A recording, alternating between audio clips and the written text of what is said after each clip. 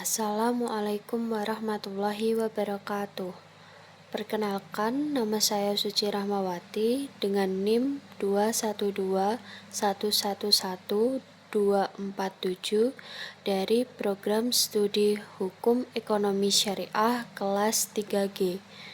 Di sini saya akan menjelaskan sedikit mengenai materi perkuliahan fikih siasah pada pertemuan ke-7, yaitu tentang siasah dauliyah. Materi yang pertama yaitu mengenai pengertian siasah dauliyah. Ilmu hubungan internasional dalam kajian politik Islam dikenal dengan istilah siasah dauliyah. Siasah dauliyah berarti sebagai kekuasaan kepala negara untuk mengatur hubungan negara dalam hal hubungan internasional, masalah teritorial, nasionalitas, ekstradisi, persaingan, tawanan politik, pengusiran warga negara asing, atau yang pada intinya, siasah dauliyah itu mengatur tentang segala aspek terkait dengan politik hukum internasional. Materi yang kedua atau yang selanjutnya yaitu mengenai sejarah siasah dauliyah. Keinginan untuk hidup berdampingan secara damai di antara berbagai bangsa di dunia telah ada sebelum adanya ajaran Islam datang. Keinginan ini terwujudkan dalam berbagai perjanjian antar negara dengan diiringi adat dan kebiasaan yang ada. Keduanya kemudian menjadi sumber rujukan dalam melaksanakan hubungan internasional pada masa itu. Meskipun demikian, gejala hubungan internasional yang dibangun pada waktu itu lebih cenderung untuk peperangan, entah itu dipersiapkan untuk membangun benteng perlindungan dari serangan lawan atau mempersiapkan diri melakukan perang. Namun, pada masa sekarang, hubungan internasional sudah terikat dengan lembaga-lembaga internasional yang mana wajib untuk mengikuti perundang-undangan dan peraturan lembaga lainnya. Materi yang ketiga yaitu mengenai ruang lingkup siasah dauliyah.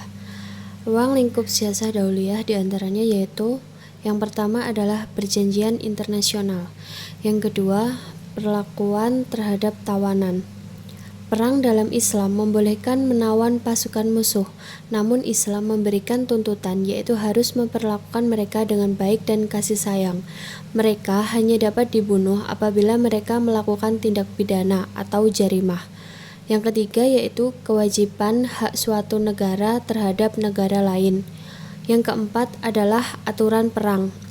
Aturan berperang dalam Islam diantaranya yaitu yang pertama dilarang membunuh anak, yang kedua dilarang membunuh wanita yang tidak berperang, yang ketiga dilarang membunuh orang tua yang tidak ikut berperang, yang keempat tidak menghancurkan tempat ibadah, yang kelima tidak melampaui batas, dan lain-lain. Ruang lingkup yang kelima yaitu ekstradisi atau penyerahan.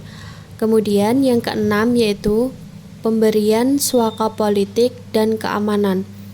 Suaka politik adalah perlindungan yang diberikan oleh suatu negara kepada orang asing yang terlibat perkara atau kejahatan politik di negara lain atau negara asal pemohon suaka.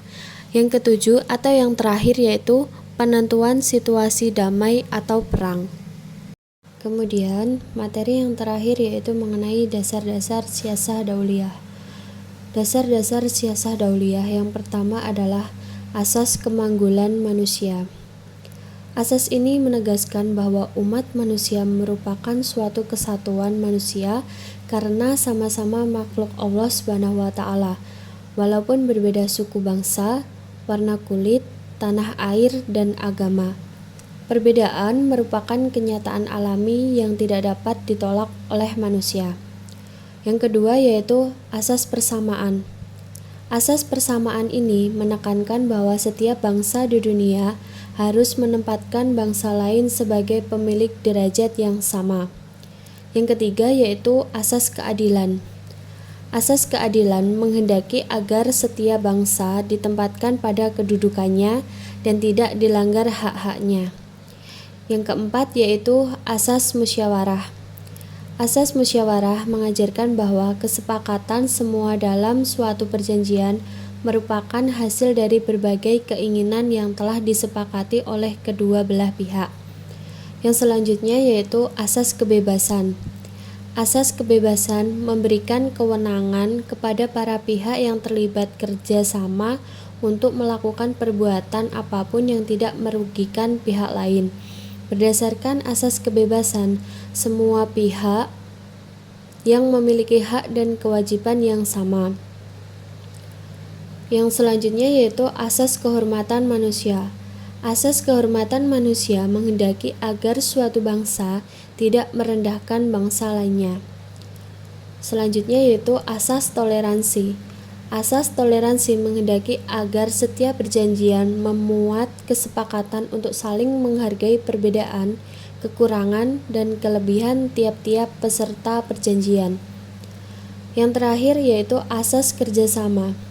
Asas kerjasama mengajarkan sebuah perjanjian internasional harus ada kesepakatan bahwa para pihak yang terlibat dalam perjanjian harus berkontribusi secara fisik, baik biaya, tenaga, atau teknologi, maupun manfaat. Setiap biaya atau tenaga yang dikeluarkan oleh satu pihak harus dibalas oleh mitra perjanjian dengan manfaat yang setara. Mungkin hanya itu yang dapat saya sampaikan, kurang dan lebihnya saya mohon maaf. Semoga apa yang saya sampaikan dapat bermanfaat bagi kita semua. Sekian dari saya, wabillahi taufiq wal hidayah. Wassalamualaikum warahmatullahi wabarakatuh.